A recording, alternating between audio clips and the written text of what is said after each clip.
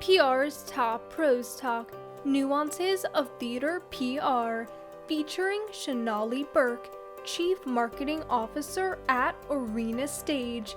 And here's your host, Doug Simon. If you're watching this, you probably already know Shonali as being at the forefront of helping brands and organizations understand social media, use it to build their business, as well as understand the power of influence and that change. And now you've turned your attention to theater. Why is theater so important? Doug, first of all, thank you for that very kind introduction. And theater for me is very close to me because in my first career, I think you know, I was actually an actress and director. My master's is in theater.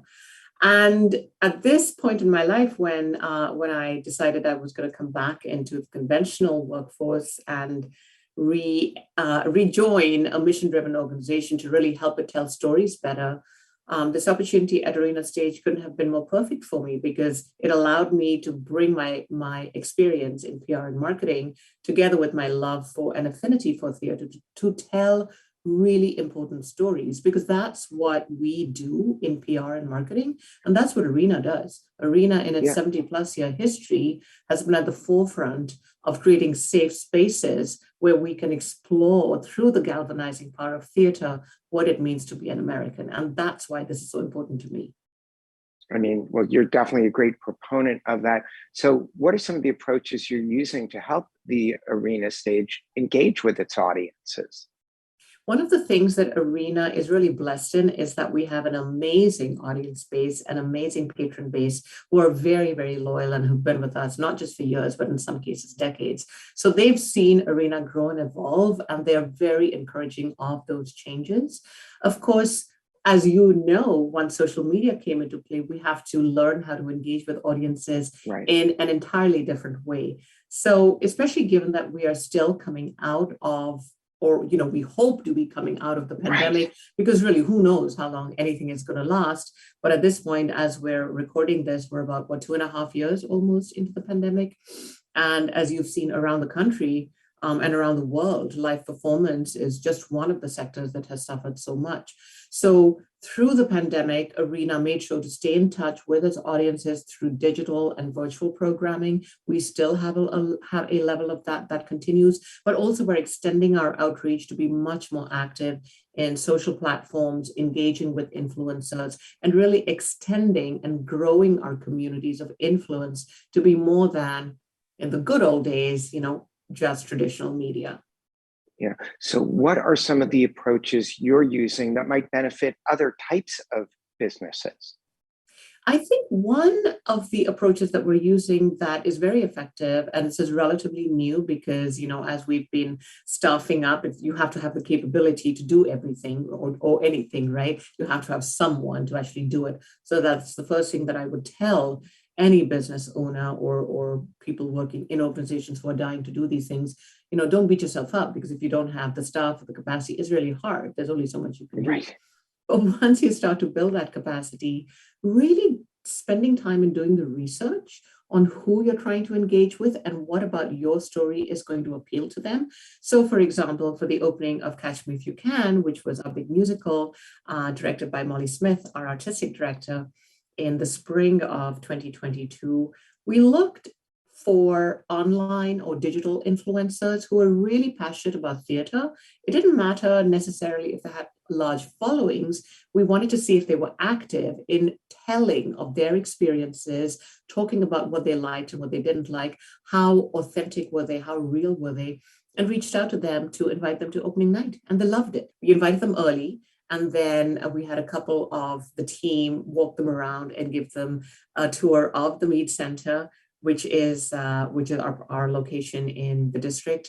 And they just loved it because a lot of them hadn't actually been to the Mead Center in many years or perhaps ever. So anything you can do to find those really human touch points and give people a little something extra that they wouldn't otherwise get, I think really helps elevate your brand and perception in their eyes. Yeah. So how are you using social media technologies to help with this? I think you touched that you reached out to them. Did you use any of the technologies to help you do that and do it effectively? Nothing particularly earth-shattering, I would say. Good old either using the native platforms or in some cases some of the dashboards. I don't want to get into names because me, Doug, if I name one, then I have to name, all the other Of 500. course. So really not anything, I wouldn't say anything very different than, many businesses would have access to. Yeah. And so without naming names on this, can you maybe talk about the role data and analytics does play in what you're doing? Because I'm sure you would be at the forefront of that and are definitely aware of the value it can have. As you know, and as you said, I love it. I'm a complete data nerd.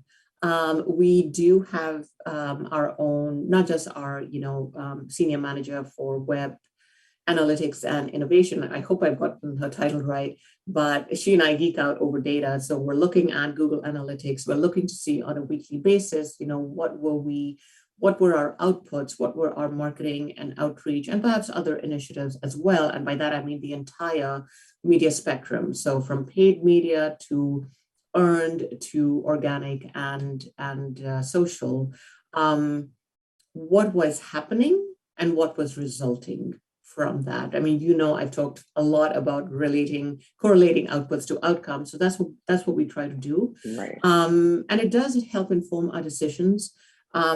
We do a fair amount of A/B testing with our email marketing. We hope to be doing more in the future.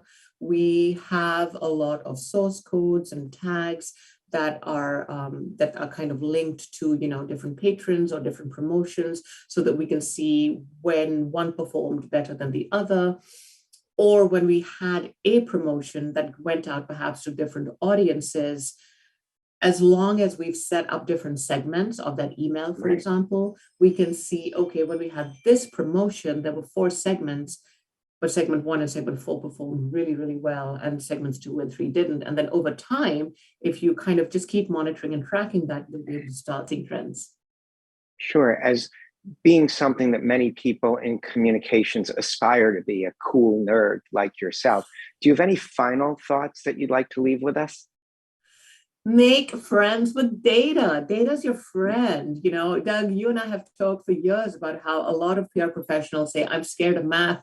I didn't go into PR to do math. And no one's asking you to come up with the next, no one's asking you to be the next Einstein or come up with the next theory of relativity. But you must be able to get over that fear, because it's a valid fear. I understand it. And to be able to look at numbers and say, what are the stories these numbers are telling me? Because we always come back to the fact that PR is about telling your brand story. But if you don't look at the data to see where those stories are, or, we happen to see, because of social media monitoring, that one of our staff who works in kind of in the artistic sphere actually does amazing things on TikTok. But if we hadn't been monitoring that and looking at the data around her content, we would not have been able to say, hey, my gosh, you're so great at this. Do you want to come and do an Instagram takeover for us? So that's a very small example of why it's so important to pay attention to what's going on. But then as you start to get numbers, make sure it's not just a data dump for you, but you're really trying to make sense of, okay, if this was my return, what does that mean? If somebody tells you that you had a click-through rate of 0.25%, think about what that number means, because it's not really as big as it sounds. Right. Well, that's awesome. And hopefully the click-through rate on this posting will be really high. I'm sure people would benefit from hearing what you had to say. Thanks so much for being part of the show. Always, Doug. Thank you so much.